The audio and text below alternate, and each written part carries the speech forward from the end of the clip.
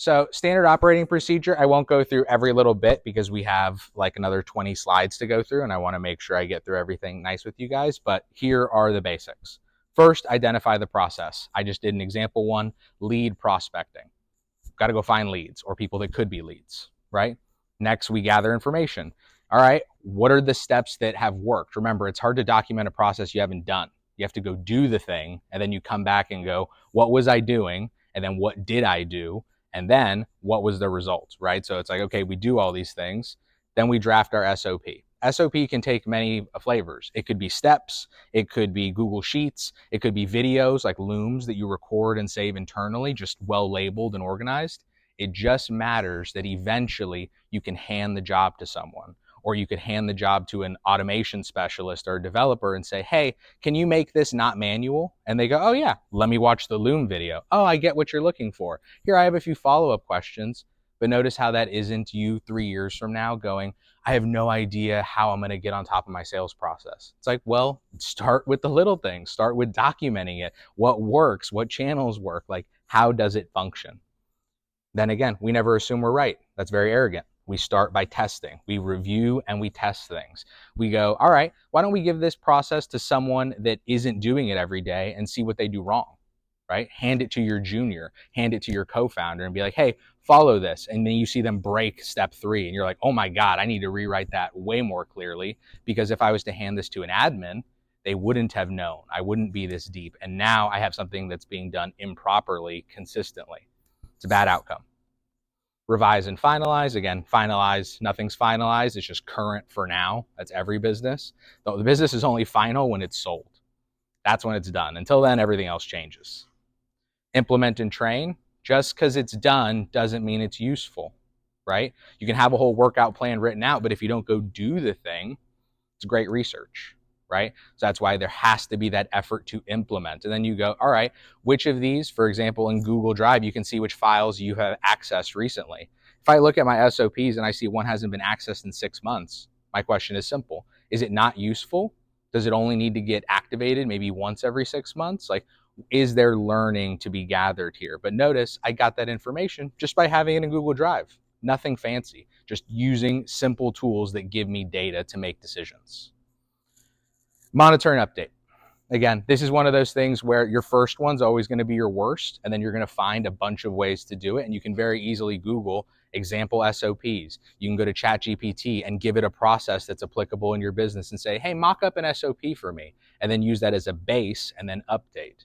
Use good, free or at least cheap tech to make the process easier on yourself, certainly. Any questions on this so far? Perfect. I created a little mock super simple one, just so, again, always have a reference. So purpose, standardized process for the sales team. Scope, it applies to all the sales team members in lead generation and prospecting.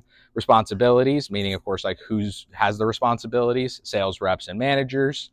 Here's the procedure. I want you to define the audience, do this, do this, do this. But imagine I had like sub-steps for each of them. Like first we check Statista, then we check Google, then we check this CRM, then we Google here. Like, what are the minute details, like the little tiny stuff? Because right now, all these giant businesses, they just started as little tiny things. So if you just do those, you build the bricks, which can make you huge. If you don't, you'll struggle on average. You'll struggle to get big, and then you'll wonder, why isn't it working? It's like, well, you're not doing the workouts, right? I need you to do the workouts.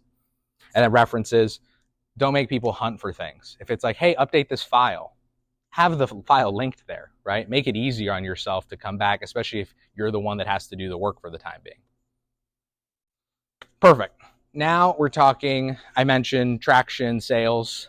There's a bunch that goes into this. What I really want to kind of divide it into, and both are applicable. It depends on what kind of business you are and what your goals are. But for startups, I think traction. And for small business, I think validation. The basic is, for startups, traction is everything. We have an old joke, which was first name, last name, traction. Because if I know who you are and you walk up to me and say, hey, I'm doubling my sales every month. It's like, yeah, I care that the business isn't like illegal, right? But I'm way more interested than the person that does a 10-minute pitch over how much they love their business and what their dream is, because one guy is showing me, Oh, the customer wants it. I love that you want it, but I love that the customer wants it more. That is traction. Traction, because I try to keep it, again, very simple. For startups, two big things. Meaningful milestones. We're pre-product, we're post-product. It's a meaningful milestone, right? We're pre-revenue, we're post-revenue. We've completed our beta. We got our first friends and family check. Think of the things that you'd want to like hang your hat on, right? And really kind of show to the investor, show to the audience, like, hey, we're valid because of this. And then on the other side, proof people care, PPC. Everything from your Facebook, if you have a popular Facebook group, if you have a community, it's the engagement, it's how many dates that you've taken people on or hosted, for the different couples, showing that there's a real engagement with your solution. That is the most powerful thing. Amazing businesses have been built off the back of highly engaged Facebook groups.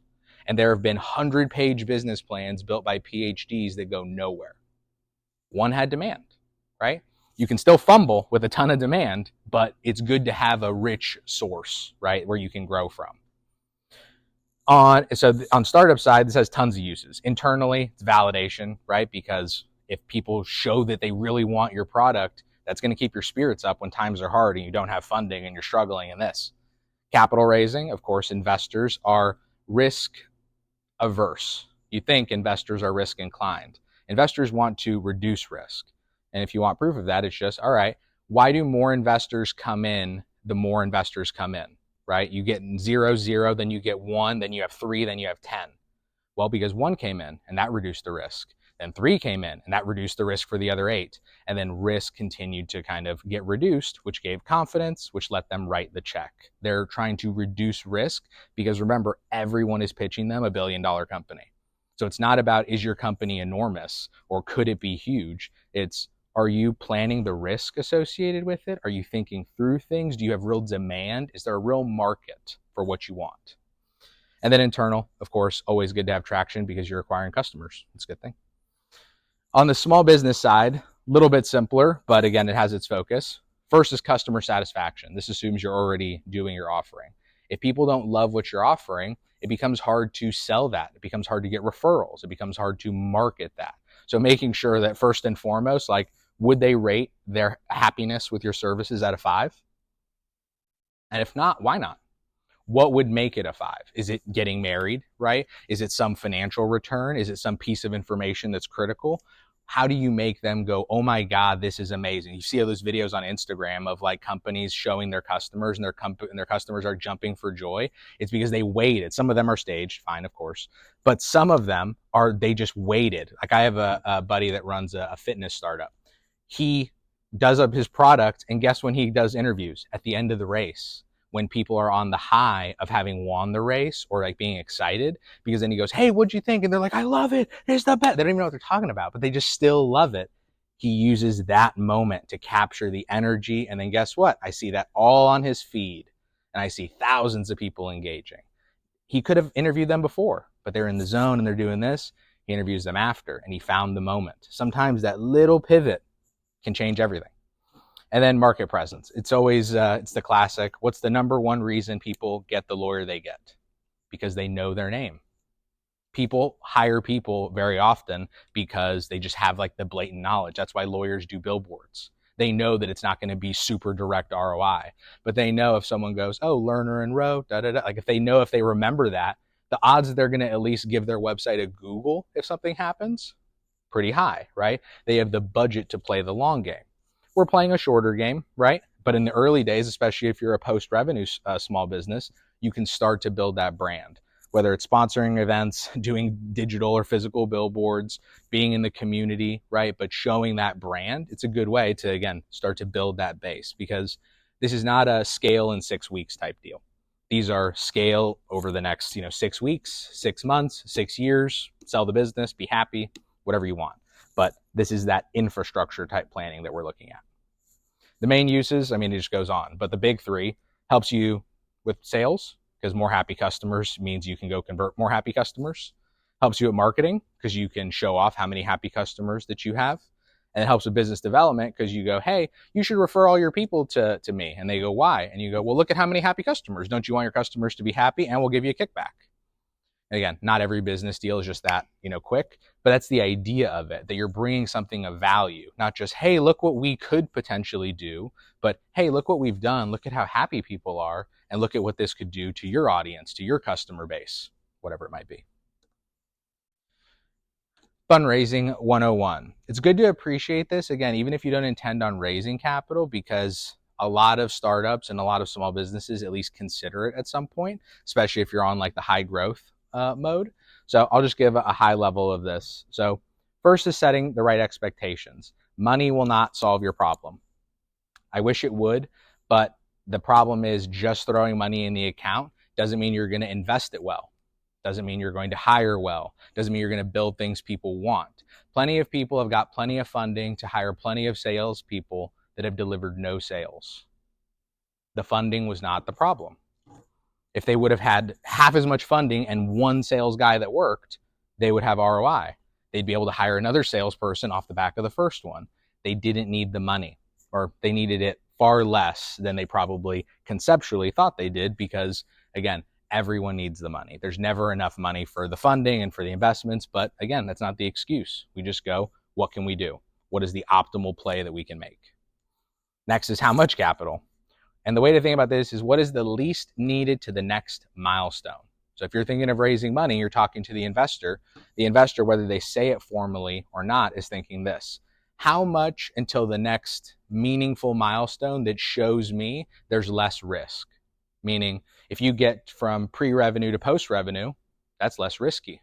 If you get from pre-product to post-product, that's less risky. If you go from 5 customers to 1,000 customers, that's less risky. These are good things. The investor, when they invest, they're investing, they're making a future purchase.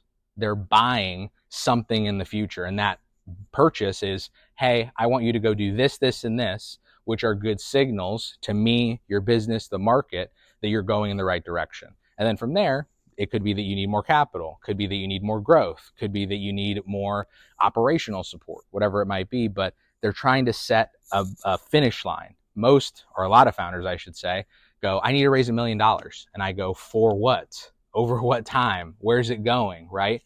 The dollar amount is very immaterial. The use is incredibly important. Prepare for capital. Here's the easy one. If your friend or someone you knew came to you and asked for the amount of capital that you're asking for, how much due diligence would you make them go through? How many weeks? How many bank statements? How many business plans? How many financial analysis? How many legal docs to make sure they didn't just, do something random off LegalZoom and it's half broken? You'd probably do all of that, or you'd try to do all of that, right? So you should expect the same in return. So when investors ask you for 100 things and you're like, why aren't they just giving me the money? It's like, because they're nervous, because they know that most of the time they're wrong. That's why they have to aim for 10 to 100x returns, because they're assuming 8 to 9 of these, 7 to 9 of these, they're going to go to 0, right? Or at minimum, they're barely going to break even. So I have to make all my money on 1 to 3. They know that it's a hard game, because it could be the perfect founder, the perfect market conditions, the perfect customer base, and then something changes. A COVID happens, an industry trend changes. I'm not even talking like, oh, it was an okay business that then went poorly. I mean, everything's going great, crash. That happens, right? It's not the best thing, right? Obviously, nobody wants that, but it's good to understand it and appreciate it, because now you know the game you're playing. And one, it makes you a little bit more risk averse, makes you plan things more and go, how much money do we really need? Do we really need to hire 6 salespeople? Maybe 3 will do. Like, it can help you frame your use of funds much better. And then, of course, addressing risk. So this is a big one. Early stage investment mindset, which is one, that money will solve everything. Unfortunately, it will not. And the second is a friends and family risk thing, which is important. A lot of people will look to raise external capital before they invest either their own capital or friends and family's capital. It's not a problem if you don't have money. It's not a problem if your friends and family don't have money. It's a problem if both of those are yeses that they do, and you haven't taken the risk to put your own money in, to put their money in, whatever. Again, this is not you have to make sure that they have money. You must come from money, but it's not the deal. Second piece here is friends and family means everyone you know on earth before the startup idea happened. because then you could talk to them before. Your old bosses, your old friends, your old this is not just 23andMe and ask all your cousins. This is like anybody in your LinkedIn, basically. These are people that you can talk to. They may have a connection because they may not be the investor, but they might know the investor. And the big thing they're thinking, if you walk up to me, right, and I ask you some investor questions, right, and I play the whole spectrum. There are certain things that I'm just all in on because I love the idea. And there's certain things where I'm like, you need to show me the exact unit economics because I don't trust this or this or this. I apply it, individually to the business. But if you walk up to me and say, oh, I'm too nervous to ask my friends and family for money because what if the business doesn't work? My response is, it's a great point. I agree with your point. I will also not be investing. And it's fair, right? Because you're telling me I don't believe in my idea enough to risk an awkward Thanksgiving or an awkward Christmas or whatever. But you want me to throw my money down? That doesn't feel fair. That doesn't feel business, aligned. Again, but this is also one of those situations. It's not binary. It's not, oh, I have to get money. Because what if you don't have any money, right? What if your friends and family don't have any money? Then we get the next question. How are you going to do some of the things that require money? It's not everything's free. There's not a grant, unfortunately, for everything immediately available because even getting a grant takes 6 months or takes months. So for me, I try to be very practical. What are you going to do today? And if you can't afford the basics, maybe you need to start by saving. Maybe that's our step one. We have to tuck away $500 a month until we can afford the things that we need to do. And then from there, we ride that momentum. Some people, they don't need a single dollar. Like if I was starting a consulting business, other than like basic legal and admin stuff, you can do most of that easily, right? In terms of like Word documents and ChatGPT, you can do a couple $100 and you're good to go. If you're doing a startup and you have to file a patent, you have to do all this stuff, it's like $50K right there, right? Just for the basics and years of work, right? Remember, the opposite of risk is certainty. So if you have certainty, meaning 100% of our customers refer people, and we always collect on our money, and we've definitely done this, the more that you build, you think you're building trust, the more certainty you have, the less risk there is. The investor thinks the same way, intuitively or not. Funding process. There's a lot that goes into this. Again, I'm going to give you the high level. I ask that you read more of this later as well.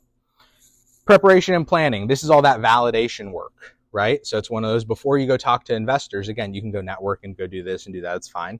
But before you go seriously talk to them, you want to be prepared. So first and foremost, we validate the business, we get our materials together. And when I say materials, these are like the most basic that I would at minimum look to see, which is customer validation. That could be anything. Could be users, could be activity, could be quotes, screenshots, signups, a Facebook group, just validation. Show me people love it. Prove it to me. Pretend I don't believe you. Show me. And if you can, that's a great threshold to pass. Then from there, sounds silly, but the rest is kind of check boxes. Meaning, do you have a pitch deck that's like thought through? Where if, for example, if your pitch deck didn't have financials on it, I'd go, well, what's your financial plan? And if you said, oh, we have a whole financial model, we just didn't put it in the deck, then I go, okay, well, let's talk through that, whatever. But if you said, we haven't thought about our financials, then I go, all right, well, that's a big piece of your business that you want me to throw money directly at, and you haven't thought it through. Maybe that's something you should work on independently. Hire someone, do something, find a mentor, find an advisor. But certain problems are huge in material and definitely should be addressed. Pitch deck, and notice the next one, financial projections, of course, and legal and compliance. Nobody wants to invest in a business that's not validated. Nobody wants to invest in a business that's not thought through. Nobody wants to invest in a business that doesn't think about their financials seriously, because no matter how much they love your idea, they want to make their money back and then some. And then nobody's going to invest in a business that has known legal risk. If you come up to me and say, we're going to start Amazon, I go, you're not. You're not going to use that name. You're not going to like steal their brand. Like there are certain things that founders want to get cute with or try and get away with. And again, some things you can because it's a legal technicality in this, but I find that more often than not, it becomes far more painful to pursue those things and instead just be, where can you be right and in your own market? So that way you can just operate freely and get the customers you need. Next is finding investors. Again, you got to aim low because remember, especially depending on the geography, Miami early stage investors are not California early stage investors, are not New York early stage investors. Also within those, different industries are hotter. different groups or different geographies cater to different groups, right? I have a contact who was really struggling to raise for his fintech, and he's this Hispanic guy, and he went to New York City. And he goes, what event should I go to? I'm like, go to every event you can think of and every event that you relate to. If it's that you're international, if it's that you moved here, if it's for Hispanic people, if it's for Colombian people specifically, if it's for general startup founders, SaaS startup founders, like make sure you're in every room. And guess what? He went to the Hispanic room and he got two $200,000 offers from angels because he was one of the most competent people in the room, because that room was catered just for him and there were only a few people there. But because he showed up and because it was New York City, where there's a healthier, hyper early stage market, right? Like pre-seed, there was a good conversation had, right? He didn't end up closing with the guy because he went with other investors for other reasons, but that was within like 3 days of him being there. And I've talked to people that have been in Miami, of course, 3 months and really struggled. And I've talked to people in Miami that have raised $500,000 in 2 weeks. Sometimes it comes down to your network, but I find that if you're struggling, you should check other markets and you should explore, because what if the investor's in Georgia? You just don't want to go. Maybe you should go. If there's a huge scene there specifically for you, your community, your startup, your business model, whatever. Pitching, we'll talk about that. Negotiating, of course, negotiate to win. Back to work. The back to work piece, it's cheeky, but it's more to emphasize this is admin. This is like the boring stuff in the meeting, right?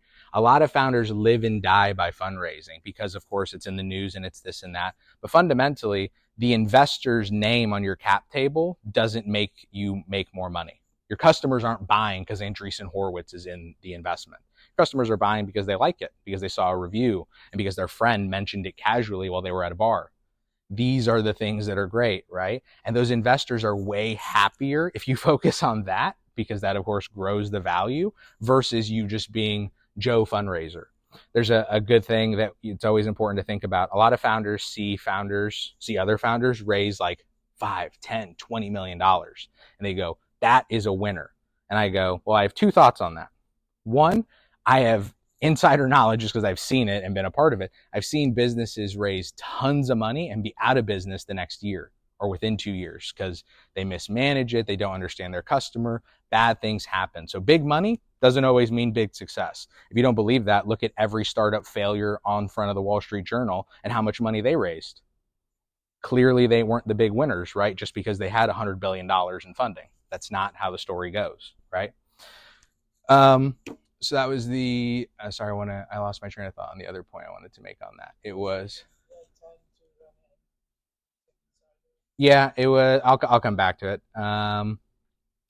That's fine. And then on the small business side, first of all, it's assessing your funding needs. Like, what do you need the funds for? Because again, we're assuming that you're already selling your product.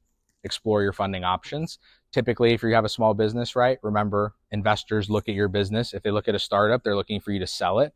If they're investing in your small business, they either want you to pay them dividends because they're going to get like a long-term holding. Maybe you sell it in the future and they get some equity. But more often than not, it's a long-term position in there, which means they want to see cash. They want to see you paying dividends. They want to see you doing things that match the investment. It's odd if you bring in VCs and start paying dividends. They go, hey, put that money into customer acquisition. I don't want any of these dividends right now. I want this to be worth 3 times as much a year from now. It's a much better outcome. Preparing your documentation for small businesses is a little easier, business plan and these basic things, but fundamentally they look at your tax returns and your business returns over the last couple years, more specifically the last 2 years when banks evaluate your credit. Now, that's the bank, but remember, you can get private loans. You can get grants. You can do plenty of other hybrid things in between. But of course, private loans, you're negotiating privately, right? So you have to go find and source them just like traditional investors. Bank loans, you have to have a business and you have to have, the finances in order. You have to do these things. Grants, they take time. It's important to aligning the expectation with what the goal is. Applying for funding, nothing too crazy here. It's pretty much just follow the steps. There's always nuance and the SBA can help and whatnot, but fundamentally it's just the steps, right? Evaluation, negotiation, closing, back to work. Nothing too crazy.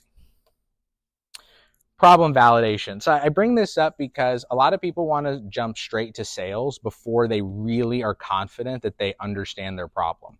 And they can understand the problem conceptually in their head, or like this, the problem that they're solving. But fundamentally, and you'll see this later, it's the quote, sales is not about you. It's about the customer. Because if you love your idea and you go tell it to them and they don't understand or care, what happens, right? Like, I don't have to finish that sentence. They're just not going to buy, and then a year is going to pass and your business isn't going to progress, right? I don't want that. I want action. I want focus. I'd rather you be wrong on Monday, wrong on Tuesday, right on Wednesday. And we get more right from there versus just continually, again, beating the same drum because we're not trying to listen to our audience. So one of the first things I try to do is, first of all, validate the problem, which means, okay, how do they think about the thing I'm trying to solve? Do they view it as annoying or inefficient? Do they view it as something that's exciting to fix? Something that's just like a back-end process? Positioning can mean everything, right? And especially coming from like the mindset of where they're looking at. So you want to make sure, again, as much as you can, you get the full scope. So for me, I try to look at this. Is the problem popular or frequent? Meaning, does everybody have it, or do the people that have it encounter it 100 times a day? For example, there's a company that I work with that helps with paperwork management for healthcare facilities. Not a lot of healthcare facilities, but they deal with paperwork every day, all day. So if we go, hey, we help you manage your paperwork better, they're like, anything that will help remove this, because this is our life. I'm spending my life doing paperwork, not helping patients. It's like, oh, it's a very interesting little sales tag you just came up with right there. And it all happened because I was talking to someone and because I was listening. And I was trying to go, how do they view this problem? Oh, this isn't a paperwork problem. This is a patient problem where it's like, I can't help my patients because the operations, not the paperwork's just a part of operations, are in the way. Oh, maybe that's how we have to sell it to them. Or maybe that's how we have to sell it to management, but not to the people that are using it. Maybe we have to have two different sales pitches. But notice, I'm not assuming that I'm right. I'm assuming that I can go get more right over time. I can be an active listener and get this detail. What's going on in the market? Obviously, if things are popping off like AI and whatnot, people are going to be more interested in the solutions and how they view it. How costly is it? Because someone, again, you can't define for them. You can help inspire them, right? And you can go for trends. If you talk to a CFO, they're probably going to talk to you about numbers and why the numbers are off for the problem, right? If you talk to the head of HR, maybe it's, hey, we keep losing people and it's really expensive to get talent back because of the problem. Both are costs, but one is, hey, our financials are messed up, and the other is, hey, our team is messed up. Could be the same offering, but it's about how it's positioned and who it's positioned to. Socially or legally mandated. If you're required to, for example, start reporting your emissions, be really convenient if you were a technology that helped report emissions, right? So some things work out well where whether it's social mandates or government mandates or association mandates, general industry trends, that you go, hey, if the government or let's say certain governing boards are going to require certain compliance measures, it'd be pretty convenient if we offered those compliance measures, because then everyone that has to get a solution that does that, well, they should talk to us. I have an instant sales pitch. Hey, in 6 months, something terrible is going to happen if you don't enable these features that I have. You wouldn't obviously say it like that, but that's a great pitch. It's like, hey, I've got something you will absolutely need. Because if not, you're going to have fees and fines and problems. It's a bad outcome, right? So you have a good reason to go to them. Next, the solution. It's about understanding and it's about explanation, but what is it? And I know this seems so basic, but people mess this up all the time. It's really hard to explain yourself because, again, you might think you're one thing, but what if your core audience, the people that are really going to buy, view you as something slightly different? You have to make a choice. Do you want to be seen as you are, or are you okay maybe translating a little bit? I'm not saying go hard left and become a different business, but maybe reframing it might be the one thing that changes it for you. So are you a marketplace? Are you an e-commerce platform? Are you a subscription service thing? Are you a coaching? Like, you can be multiple things and you can be whatever you want, but you should be the thing. It's always like, but Aaron, it's this is one I've heard always. It's like, but Aaron, we're not black or white, it's gray. But I'm like, yeah, even whatever gray you're thinking of has a color code. You're an exact gray. You're not grayish here. Nope, you're that gray. So define that gray. We're this much white and this much black, and that makes us. Perfect. Just like being half a startup and half a small business. Or we're an e-commerce with a subscription thing. Be the thing, but now notice we're building two different streams. We start to think about things differently. We start to be more tactical, and then we get the chance to win more. That's a good thing. Directly solves the problem. Action. What do you do? What is the verb of your business? Clear and quantifiable results. What's the benefit, right? How do people win? More money, more smiles, more customer reviews, whatever the win is that they care about. You could go in and say, hey, this will help your numbers. And they go, I just don't like my employees quitting so much. And they keep quitting over all this admin work they have to do. And I don't know what to do without it. It's like, what if we got rid of all that? And they're like, oh, that's great. It's like, and it'll save you money. And it'll save me money. It's like, again, sometimes it's not you. Sometimes it might be that you really care about the money, because I'm a CFO type and I know that if I can win the money argument, I can win the other ones. So I go there first. But that doesn't mean that you have to. And doesn't mean your audience is going to have to. I just start where I'm comfortable, and then I'm totally happy to go from CFO land to HR land. I don't care. I want to win. I want to help the customer. I want the business to benefit, not me to be right. It's not helpful. Financially viable. It's got to make money. Because both as a business, if you're an investor, if you show me that your financial model is negative for the next 10 years, it's like, even if I love the business, what do you expect me to say? You want me to give you money for it to build a non-profitable business? Like, no, right? Right. So don't show that, right? And if your business is this, it doesn't mean your business doesn't work. It could simply mean your revenue model's wrong. Could mean that you're not mining all the revenue that you could. Could mean that you're just leaving money on the table. But now that you go, hey, we're not making that much money, how can we think of this different? And again, you may not even have the answer, but you ask the question, and then you go, I'm going to go talk to mentors. I'm going to book time with Aaron. I'm going to go ask Noel who I can talk to. I'm going to do things that help me get this info, because it's not a mystery, right? And every problem you've encountered, 1,000 other founders have encountered and solved it, right? Now you just got to do the work to get it. So we pause there. Any questions so far? Excellent. So again, we're talking about sales, but I like to have context for things because it helps you appreciate the plan. So sales is a function of go-to-market when we're talking about getting customers in particular. And go-to-market is all about just that, going to the market. Could be the market for investors, could be the market for customers, for validation work, blah, blah, blah, whatever it is. It's just you getting out there, right? And within sales, it's all about, again, the tactics that you employ. Because right now, in the early days especially, it's better to do way more sales than marketing and biz dev, because the success and the knowledge that you gain in sales will make marketing and biz dev 100-fold easier. From the confidence to the budget to the ease of the conversations and the pitching. Like going and doing biz dev, and I can say this confidently because I've done it both for my own business and dozens of other businesses, when you have nothing versus when you have even a little something. New world. Brand new world. 3 quick sales definitions. Again, there's a lot of little basic things that can get confusing later, so I'm just going to give you my frameworks and, of course, take what you like and do what you want from there. When I'm talking about the lead world, I just live in 3 lands. They're either a prospect, which means they're an unvetted lead, means they could close, potentially. So example, a prospect is someone that's on my Facebook page, or it's on my website, or that randomly signs up to an event that I host or whatever. A lead is after I talk to them and I confirm they have budget, they have interest, they have this. They're someone that could close. They are a viable close. So in this way, it makes it super clear for me because I go, all right, I got 10,000 prospects. Man, only 1,000 became leads, 10%. Is that high? Is that low? How do I feel about that? And then in between, I have my vetting process. So now notice I have this just very clean, easily defined, easily data segmented, easily reported on. Again, easily. It all depends on how you do your things, but generally easily. And now you can see your funnel. Hey, how much just raw potential people do we get? Prospects. All right, how many people do we get through our validation process to see if they're going to be potentially closing? Some people, the validation process is simply them reading the item features, like on Amazon. That's validation. Oh, does it do this? Is it this dimensions? Is it this cost? That's the validation work. And then customer, do they make the purchase?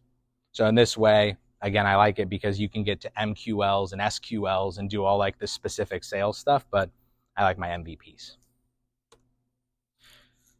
Lots of air quotes. The perfect sales process. Why? Because of course it's never perfect, right? You always start in the middle of one thing and halfway in another, and then they bring you somewhere else. But generally speaking, you're getting through these steps. You have to prospect them, even if that means just go to events blindly, right? Which I've done that plenty of times before. Prospecting, initial contact, you got to talk to them somehow. And it doesn't mean you have this huge formalized whatever. My strategy before was I would literally just stand by the front door or by the snack area, because when someone walks in, especially someone carrying a lot of boxes, guess what? I just open the door. Guess who just made a huge friend? Pretty easy. And guess who carries stuff in often? The organizers. These little tiny things that, again, I was just standing there because I was trapped there. And then I realized I opened the door for 3 people and all of them had touched the mic later that night. And I was like, oh, interesting. This is a good data point. And again, I had no assumptions. I was just standing there awkwardly, like, I don't know what to do. But there I was. I learned something, and here we go. Next, and I used to stand by, another pro tip, stand by the drinks and chips and whatever, because it's the easiest thing in the world. Someone will ask you to hand them something. Someone will grab something, and you just make the most mundane comment. Nice shoes. Oh, I love those. Congrats, you've now opened. That is the best open in the world. Just blanket simple statements, because if they don't bite on that, they're probably not going to be that receptive to just generally chatting anyway, right? So again, low cost, low effort, high results. We love it. Demos and presentations. Sometimes a demo is a whole structured, recorded thing. Sometimes it's just you confirming. The demo, for example, for a golf club, is the guy at the store grabbing it and going, yeah, I think this will take like 30 strokes off, $400 deal. And then they buy it. That's the demo. Sometimes it's a whole drawn out process. Obviously, you want to get it to be as efficient as possible. But if you have to start with 2 hours, then it becomes an hour and a half, then it becomes an hour, then you record some of it, and then you send them a preview. So now it's only 20 minutes because now they've seen the system before. You start to pick up these little efficiencies, but they don't start unless you have the process specifically and written down and all these things. Manage objections. Nothing too surprising here. We've all been in a store and had an objection, and the salesperson has said something to us that was like, oh, you don't have to worry about that. They have a warranty. It's like, oh, that was my concern. Now it's gone. Now I'm ready to buy. There you go. Sometimes that'll happen to your product, but it's really obvious when it's you and a fridge. Like, what? There's no warranty? I'm not buying that. That one has a warranty. But when you're selling your own thing and your thing's business model changes every other week, it's harder to make it specific, but that specificity is what the customer needs. Is it this or this? Yes or no? Not that it can't be something else in the future and it can't grow and do all these things, but what is it today? Customers are happy to put up with pretty broken products as long as they know what's broken and they know what the expectation is. What they don't want is to be sold a lie. Oh yeah, this will totally work. And then it doesn't work. Like, they'd rather go to something that's discounted price for discounted value, but then at least it's a fair trade. Closing the sale. It's not just like shake hands, right? It's the process. Could be everything from you sending the invoice to collecting on the funds to making sure your Stripe is set up so that processing is efficient, or however, again, you get cash from them to you get that done. So these are common KPIs. I bring these up because, again, it's good to know where you're headed, right? In terms of, these are the sales KPIs that I care about. So if this is the end, we can plan for the beginning a lot more effectively. So I really look at 6 for any business. And then from there, again, you put industry specific stuff. Conversion rate, however you define it. Doesn't matter to me, right? But is it hits on your website to Calendly bookings? Is it demos to this? Is it, what is it? It's something to something. There's a conversion, right? Fine. Average deal size. That could be your LTV. Obviously, if you have somebody with you for months, and if it's 12 months and $10, it's $120, right? You've got your core math. Sales growth. This is how many people, how many leads, how many prospects, how many clients, week by week, day by day, month by month. The smallest unit I would track in, or in terms of at least the minimum recommended, I would do months, quarters, years. You can do weeks and days and stuff, but most people, most investors, most salespeople, most financial institutions, they're looking at the month because they just want to see end-to-end 30-day accounting cycle, what happened? What customers, what cash, what this? Yes, of course, in your sales calls specifically, you may go week to week because, again, you're trying to be a little bit more ambitious, right? But generally speaking, a month is good enough. Sales cycle length. This is incredibly important, especially if you have cash, right? Because you can sell something in January, and if you don't get the cash till June, you're broke for 5 months, right? And what if you need that money? So really understanding from the moment you close the client, how long till you get the money, right? And of course, earn the money. But first, we just need you to get it, right? Is it a day because it's e-commerce or instant? Is it this whole process that has like 6 pieces of paperwork? It's like, oh, that's great.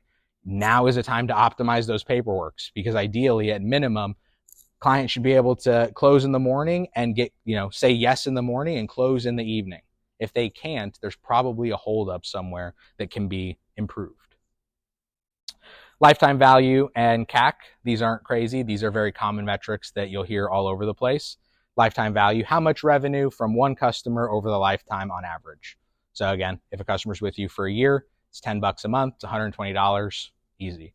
Customer acquisition cost, this gets a little funky because again, depends on what you throw into cost. Is it how many hours of your salesperson's time and how much was marketing and how much was this?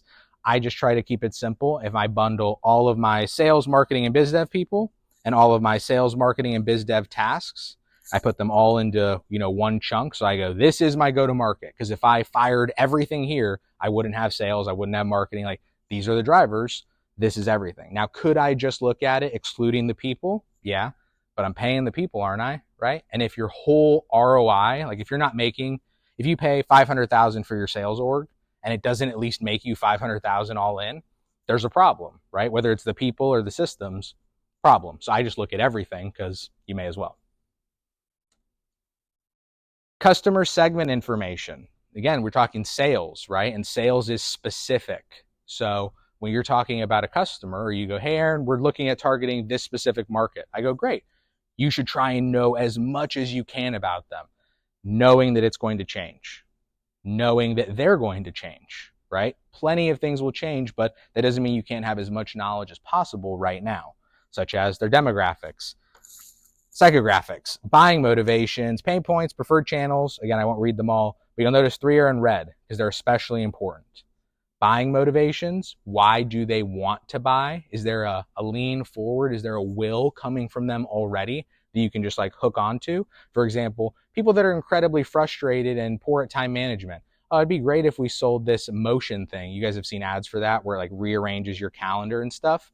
They probably target people that are like online at 3 in the morning. Why? Because they're probably pretty stressed out people that haven't managed their schedule well. That's great targeting. That's brilliant targeting, especially for the earliest adopters, right? Fair enough. Pain points. People speak to pain. And if you don't believe me, scroll on your ads later and you're guaranteed going to see something. It's like, have you ever been injured in an auto accident? Or aren't you annoyed? Or aren't you a tired business owner doing whatever? It's like, yes, they're speaking to a pain point, to a frustration. They're looking for you to relate. You can do the same thing, right? And as long as, again, we don't care about the marketing message, obviously we want to be moral and whatnot, but fundamentally it's as long as there's an equal value exchange, whether they sell you the highs or they twist the knife on the lows, however they get you to go, what is this? And start to pay attention, and there's a positive outcome, we love it. And the last is decision maker. Because with these 3 pieces, I can do basically everything, right? Because I can see, do they have a positive to lean into? Do they have a negative they're trying to run away from? And are they the one who can decide? Because they could have all the wants and needs and whatever in the world, but if they can't decide, then they're only part of the equation. They're not nothing in the equation, because what if the person above them really respects them, right? And goes, hey, should we get this? And then all they have to do is, oh yeah, it'd be super helpful.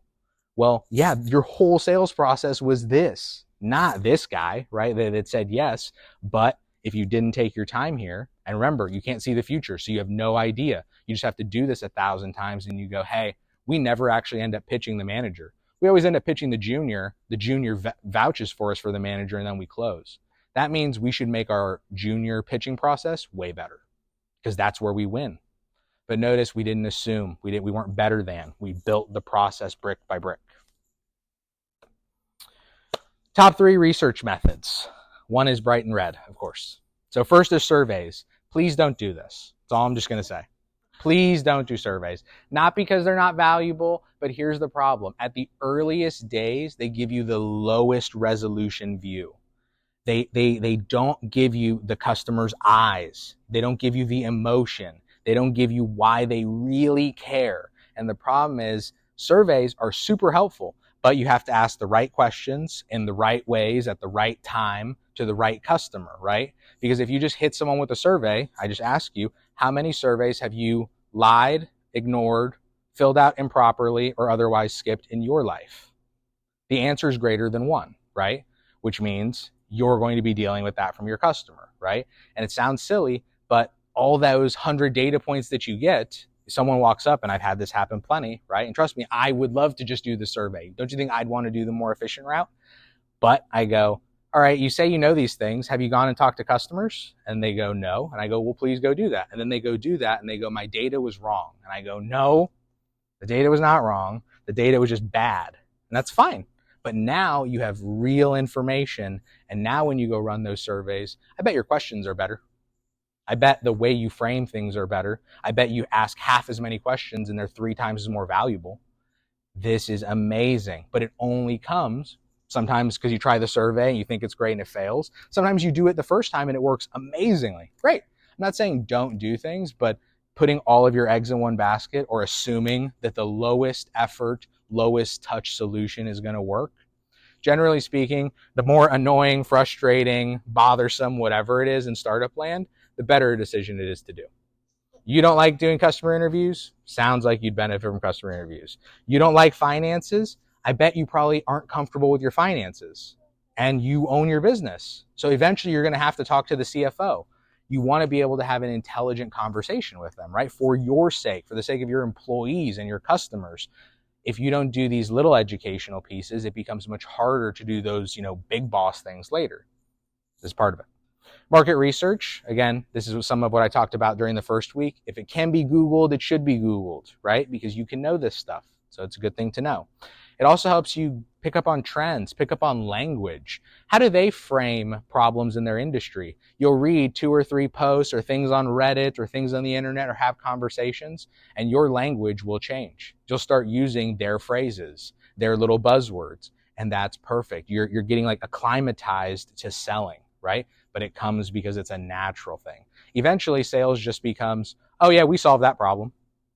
Like for me, I feel very comfortable because I work with startups and small businesses all the time. I can talk to most startups and small businesses because it's like, oh, well, I've helped with a bunch of different things. And I know, or I can assume on average, half of the problems you're going to run into, maybe half of them don't apply, but the other 25% do. And now I have 3 case studies where we can talk about it. And it's like, how does that person, that customer feel when they hear all that? Do they feel confident? Like, wow, this person knows me. They understand. They've been in the business, right? These are good things to do. You have to do it in the right way, right? You don't want to come off in a certain way. But at the same time, it's all about how can you get the customer to like you, trust you, believe in you, want your product, whatever it might be. Interviews. They're just the best thing ever. You should do them now till the end of the business because interviews fundamentally, no matter what you think of them, they'll make you more money. They'll make your business work faster. They'll help you hire better. They'll help you bring more value to your customer. For every reason under the sun, you should do interviews. It will teach you a ton. And if you don't, it's one of those, and it's very hard to believe until you've done it. So especially if you feel opposed to interviews, I would challenge you to do it. And then don't tell me, again, tell yourself. But it's like, I guarantee you feel differently after the first 1, 2, 3, 4, 5. You'll hate them, you'll grit your teeth, you'll do all that, but you're going to go, I know things more now. Like I feel way better. I do feel more confident. And you got 5 leads. You're doing free lead gen just by doing interviews with people because the easiest time to sell someone is when you're not selling them, right? You just walk up and I've gone on so many sales meetings before where I have a buddy that has like a connect and I go, hey, can I talk to your friend for like a startup that I work with? I want to get like their feedback and info. I promise you, like no sales, like I will not sell them. I just want to get info. And then I get on the phone and then I'm like, I just have questions for you. This is not a sales pitch, so you can be honest with me. And then at the end, they're like, hey, could you send? I'm like, no. This was not designed to be that. And they're like, just send me the proposal. I'll check it out. And I'm like, that's a good thing I recorded this, because then you got to show your friend that you didn't hard sales pitch. But it's like, but the reason, because there was no pressure, because there was just understanding, because they're like, oh, this person gets my problem. And it sounds like what they're working on might solve it. Hey, can I try your thing? Whatever it is you're doing, put me on that list. I've heard that many times. And it came from a natural, organic, hi, can I ask you some questions? Nothing more than that. And I would have been totally okay. Yeah, exactly. Because again, this is like all done. It's one of those, even if it's a strategic thing, that doesn't mean you can't approach it honestly. Like I do very strategic things, but then I walk in just normal, just like, hi, can I learn from you? Can I ask you some questions? Like I put myself low on the totem pole, because the more I assume I don't know, the more I might learn. And that is good for me, right? Even if you're the most selfish person in the world, it pays to humble yourself and learn from others, because then you get to take their knowledge and do stuff. And if you're just a nice person anyway, that's also a good thing. Gold standard market sizing. So everyone in startup land talks about the TAM. Our company's going to be enormous. Fine. Everyone talks about serviceable available market. This is who we're going to get to in our geography. We're going to get everyone in the US. Also fine. I hope you get there. Next one, SOM, who you're going to target based off your current resources. Also interesting. But when people see current resources, what they hear in their head is post-funding. That's what founders, they go, oh yeah, I'm going to target the state, but I need to raise $500,000 to launch my marketing campaign. It's like, you didn't say the end of the sentence. You just said the first part. That's why we do the last one, the early adopters, the ones that you can get tomorrow. No money, no budget, no support. We're just going to go hunt, right? This is hunting, not farming. Just going out there. You might go to 10 events and none are a winner, but the 11th one you win. Guess what?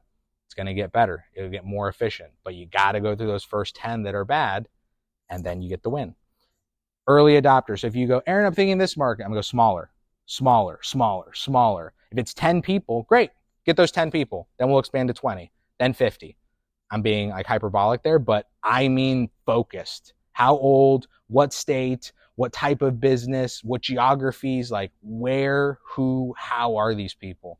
And the less you know, the more we need to research. And big companies ask these questions till the end, because all these data points help improve their conversion ratio later. So you think it's like all minutia right now.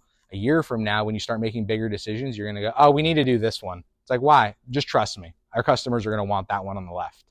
Yeah, because that's your intuition that you built with hard work of learning the markets and building them brick by brick. This is Amazon. That's a bookstore. And then it became another thing and another thing and another thing. But it was a bookstore. Singular. That's good. Now, what are we looking for, right? I'm saying go do research. That's not helpful, right? But what are we looking for in this research, both online and when we talk to people? First, we're looking for trends. Trends just mean consistent things. What are phrases you're seeing online? Positive, negative, we're totally indifferent. Markets aren't dying, right? In terms of 99% of markets aren't dying. So let's assume that your market keeps going. So I just want to know, are things getting overhyped? For example, it's COVID land. Healthcare valuations skyrocketed. That's a good thing to know in the market. And it's not something that you would just know intuitively unless you're like a finance person. Because I go, oh, tons of more capital's going in there. That means people are getting more bids. They're going to push valuations. They're going to skyrocket them. But if you're not a finance person, you don't know that, that's fine. But notice how you could have Googled, what's going on in healthcare? And they go, valuations soar. It's on the front page, right? You didn't have to have the finance. You just had to have the effort and the attention to go do the manual work, read some articles. Next is competitor analysis. You may not think of your competitors, but your customers do. You're always being compared, right? Think about how you buy things. You go on review lists. I was looking at buying like a new laptop. Review list, review list, review list. Oh, I'm seeing like the same 6 computers. I'm going to go check these out specifically. Click, click, click, click, click. 99.99999% of the market never existed for me. Welcome to your average customer experience, right? Now notice that is also at scale. I'm on a computer, I'm a no person, and they're selling laptops. Notice how all that huge amount of data we collected before would be super helpful in targeting somebody like that, because your market is so big, you need every piece of data available so you can actually get them. When your market's really small, you can be very focused and go, all right, well, Let's do an easy one. There are some CRMs like Salesforce which cost tons of money, right? Fair enough. Obviously, they have startup bundles and stuff, but let's just assume it costs more money than you think, right? It's like, all right, well, if we are a customer or we sell a similar CRM, it would be pretty advantageous to know that, oh, our competitors are also looking at Salesforce.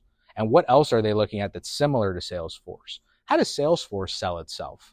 If I went on their forums and their reviews, what are all the reasons people don't like them?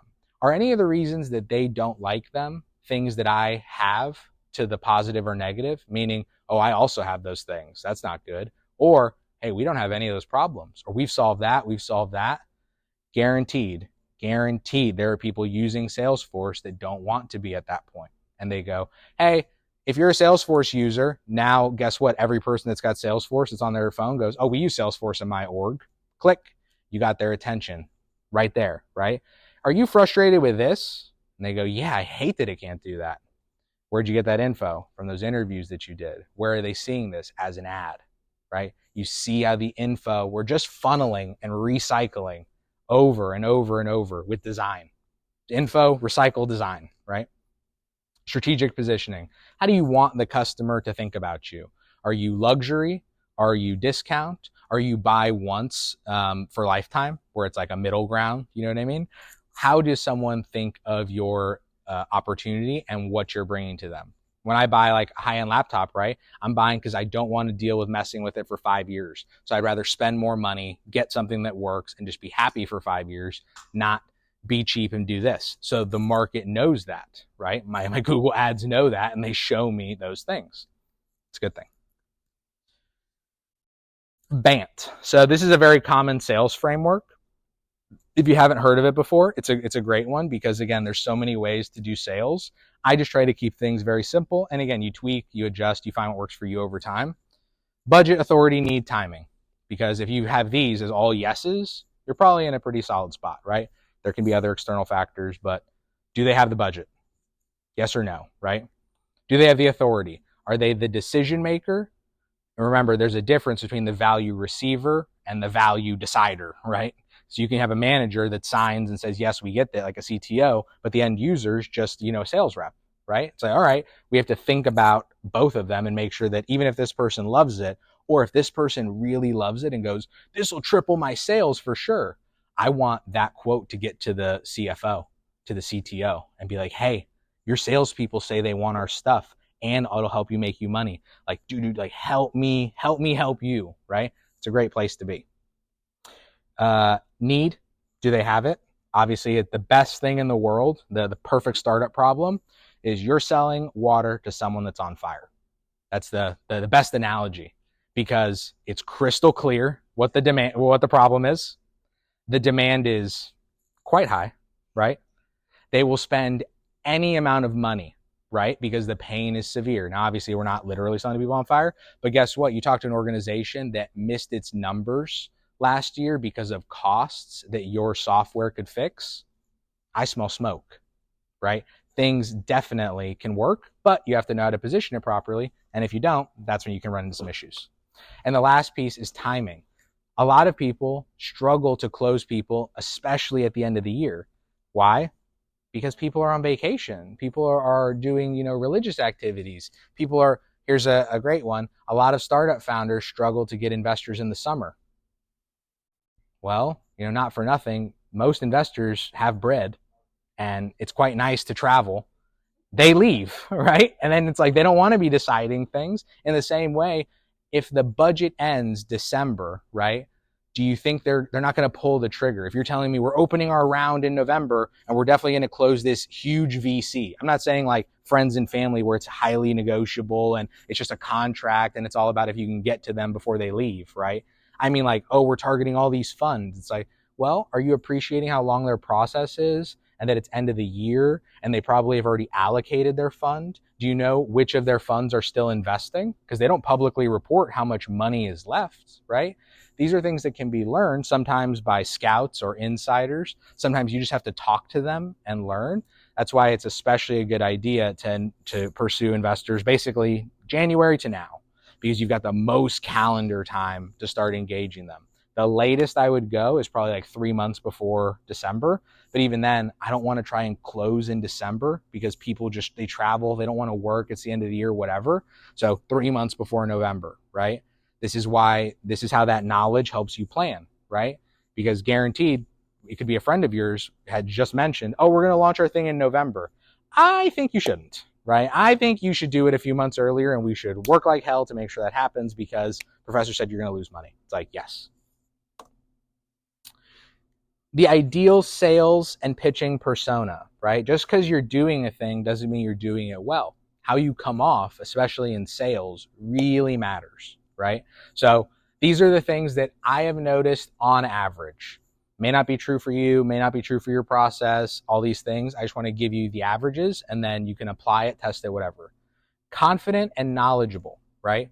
You need to have these things. This is knowing the industry, knowing the problems, knowing the little key phrases, being a person of the space. Because if they sense that you're shaky, right, or you're not confident, not arrogant, not boastful, not saying things you can't back up, et cetera, but just confident. Do you know what you're talking about? Have you said it and done it and put it to work 100 times, right? Because if you have, you're going to naturally come off confident. This is a perfect example is I can tell when someone's interviewed enough customers, because when I go, hey, tell me about your customer, they kind of get bored. They kind of go like, oh, let me tell you. And they start going through this list. And I'm like, you're on autopilot because you've been doing this so much. You really know your customer. And that makes it so you can help your customer more. This is great. Passion and vision. It's good to be passionate. It's good to have a future, especially if you're getting early adopter or like those first customers, because they're the ones that, they're dealing with the weakest, smallest, like least feature full offering. So it's like, what's this going to build to? Plenty of people take on software. They go, oh, we're not adding that feature right now, but that should be out end of year. It's like, oh, that's great. We would definitely love that feature, right? I forget what platform. It's one of the website builders. They even have like a vote on our next feature section, where you can go, hey, these are all the bugs and things that we want to add. We let the community decide our dev pipeline for these things. Vote away. And I'm like, that's brilliant. Because then they can say, how come you didn't release the thing? It's like, you told me. Don't even. It's like, that's brilliant. Realistic and transparent. You've all either heard the founder or been the sales pitch where they're a little shaky on their yes, but then they keep promising the moon. People trust you more if you say no. If you go like, oh, you can do like this and this and this, it's like, oh, well, I can do all of this, but that thing. And they go, oh, well, sounds so small, but the fact that you were willing to say, I can't do that, still work with me, right? You're not saying like, oh, I can't do that, it's over. Probably means you can do the other stuff because you told me you can't do that one. So you probably would have told me if other things were shaky. This is an example of how you build trust. It doesn't have to be perfect. None of your friends, none of my friends are perfect. We still trust them, right? Because that's not what we're going for. We're trying to understand, are they transparent? Are they lying to me? Are they over-promising things? Or are they delivering me something that's actually valuable, that's going to improve my experience, help my organization, whatever it might be? Step-by-step, building a sales pitch. So this is, Aaron, I want to go sell someone right now. It's like, great. Here's how we do it. First, who is the specific customer?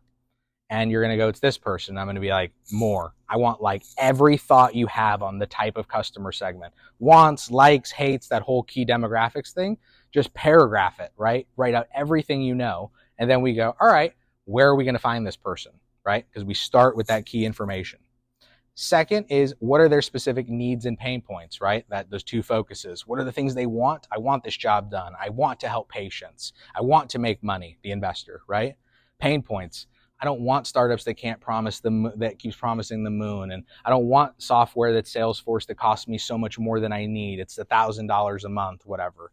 You now have understanding. And again, you could be right, you could be wrong. You're going to go test all those things, but now you at least have some data points to go out and test.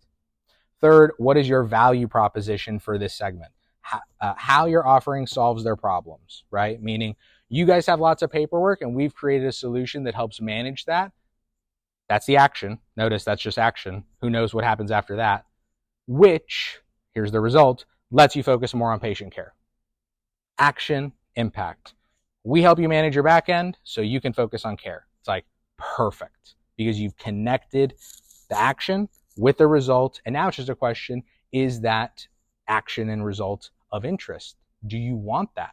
Do you have that pain point, that need? Some might be yes, some might be no. Now we can start to test.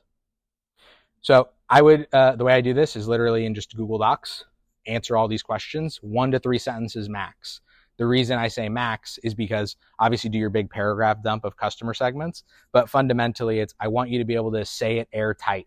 Because if you can say it to me and you say it, oh, here's a 10-minute explanation of who my customer segment is. I'd rather you go, well, our customer segment we think is pretty broad. We think we can do X, Y, and Z. However, right now we're focused on this specific segment. Men and women, 18 to 25, located in cities with over 1 million people that ride the bus. It's like perfect. Because even if there's stuff missing, there's a place to begin. Number 3 is deceptively important. Pitch with active and empathetic ears on. Active means, are you really listening? Right? This is the example that I gave like when I was giving pitch advice last week, where it's like, if I give guidance on something and then you go to someone and then you come up and give a pitch and you didn't follow the guidance, like you weren't listening, right? It's not an indictment. It's not a judgment. It's a fact. You were not listening, or you were not listening enough, or you didn't care enough to take the advice. None are a win, right? You know what I mean? In terms of the advice being given in that way. The second is empathetic ears, which means, am I actually thinking through it as if I was them? I meet a lot of people that advise first-time founders, but they talk to them like they're serial founders, like they've been there and done that and done 100 things before. It's like, doing this is really hard. Everything about this journey of building a startup is difficult. Make it simple, make it focused, empathize with your customer, whether it's the customer is the actual customer, whether the customer is the student, whatever it is, do not be you in the conversation for at least part of it. Be them. Because just doing that, like, man, if I was in their position, and I'd be doing paperwork, how many hours a day? 6 hours. All right, let me imagine that. Let me imagine I needed to do like 20 things, and I had to sit there from 9 in the morning to 3 in the afternoon doing paperwork. God, that would be brutal, right? Just taking that little moment of like true empathy. Notice I'm not like, how do I make money? I'm just like, no, be a person dealing with that problem as much as you can. Now when you talk to them, you go, you know, I can imagine how it'd be really stressful. You're trying to do all this patient work, but then this paperwork just crushes you no matter what you want to do. And then you're in the middle of helping you're in the middle of getting some paperwork actually done. And then a patient pops up. Now you resent your patient for getting in the way of your paperwork. God, that must be really difficult. Do you know what the other person thinks? Even if I'm wrong, they start to go, wow, this person actually like cares about my situation. They're talking about the patients. They're not just like, here's how we can make your organization money. It's like, oh no, this is your job. This is what you deal with. That must be difficult. Little things, they change everything in these conversations. Example. So again, I always like to give examples. I've had this conversation in one form or fashion 100 times. So I'm just going to give you one of them, and you can go use this in your conversations. So this is me. Hey, nice to meet you. What brings you to this event? You can always ask someone, what brought you here? What brings you to the event? Hey, how's it going? Just make eye contact with someone. How's it going? What brings you here? This is the most open-ended question ever. Them. Oh, I'm a doctor who's curious about tech, and I wanted to check it out.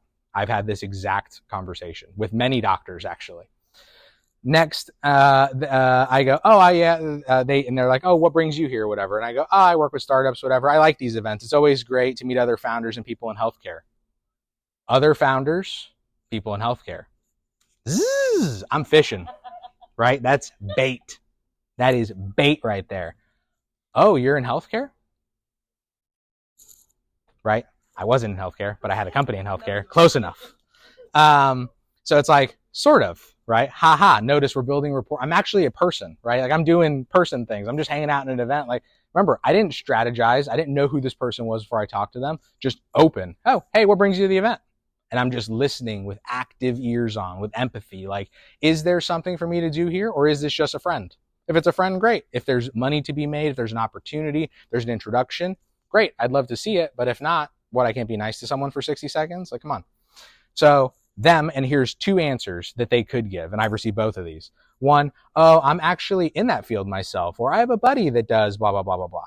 It's like, the other one is, oh, I'm not too familiar. I do critical care, right? One is like, oh yeah, I totally agree with your thing. I have connects. Basically, this person's saying, talk to me about your product, right? Because they could have not said any of that.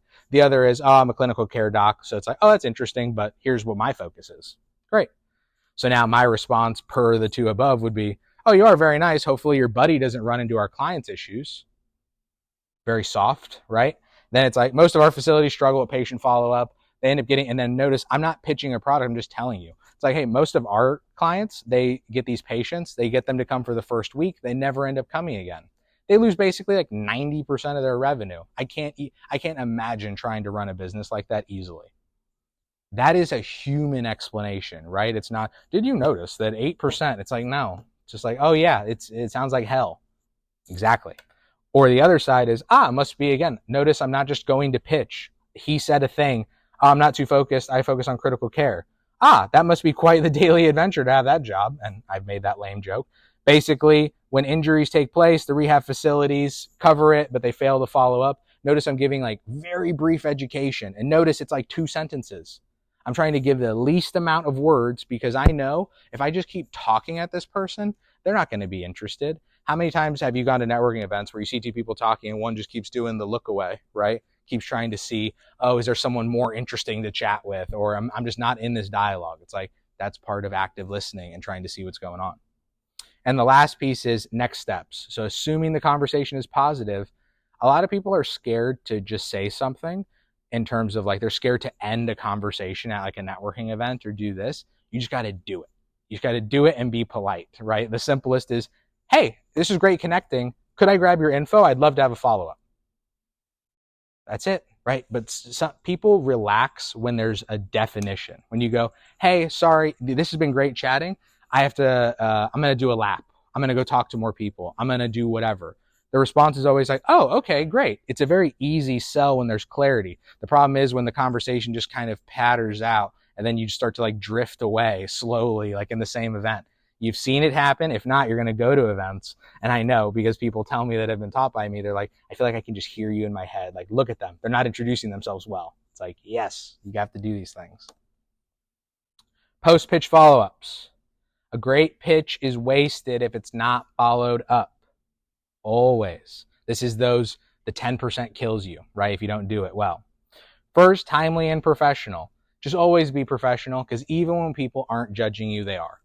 Even when they're super casual, even when they're like, I'm totally on your side, I'll tell you whatever. They're still a person, right? They're not just ambivalent to the world in entirety.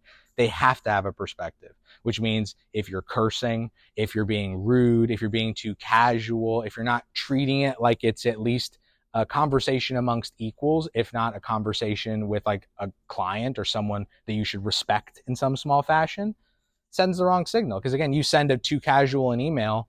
Well, if I'm the person that receives it, I go, oh man, I wish I could forward this to my CFO and make that intro, but he wrote like damn and LOL in the email. I can't hit forward on this now. It's like, it sounds silly. I've received those emails. I've received all manner of stuff. But it's like, you have to make sure, again, and some of these you do wrong, it's okay. Everybody makes mistakes. Everybody's going to do everything in this press, including me, wrong, probably within the next week. And then we get better. And then we get better. That's how it works. Address specific concerns. Not every conversation that you have at these events are equal. Some are 5 minutes and worth 10 hours. Some are an hour and they're wasted, right? Ideally, fewer of the latter, more of the former. But those former, you have to document them because they go, hey, what about this, this, and this? And then, yeah, you had like 10 other conversations, but this person had like legit objections, questions that you're not addressing. Whether you do it in an email, on the next call, whatever, you're just letting it, oh, let's sync up next week. It's like, what if those are critical questions that really help them make a decision or change the way they come into the conversation with you? You don't know unless you're willing to, again, to put in that extra effort in that way. Include next steps or calls to action. Again, people love clarity. They're okay. People don't like to be interrupted. People don't like this, but people really don't like the other stuff, which is just floating around, not making the decisions. If you walk up and you go like, hey, this is great chatting. Could I get your information? I'd love to, follow up and have another chat. If they're offended by you making like a small interruption, what are the odds they're going to be fun to talk to anyway, right? You're at a networking event. Network, right? It's one of those, it sounds silly, but some social cues are there and some are more suggestions, right? You can just ignore them. Be active. And you will see, and again, the nice thing is you can go to these events and watch people and learn from them. I learn tons by watching. I see the founder that's like ping-ponging between people to have conversations. I'm like, oh, they're not even like getting to know anybody. I see the one person that's just locked talking to their friend the whole corner and like the whole night. And it's like, great, but I know you didn't make any like new contacts. You can learn and go, what do I see that I like? Who do I think is crushing it at this event? It seems to be getting all kinds of cards and doing stuff. What are they doing? What are they wearing? I'm humble enough to ask the question and go, all right, what's going on here? How can I learn? How can I be better, right? That is basically the end of this week. I just left this up in case anybody wanted to do it. Notice it's homework. Connect with me. Complete.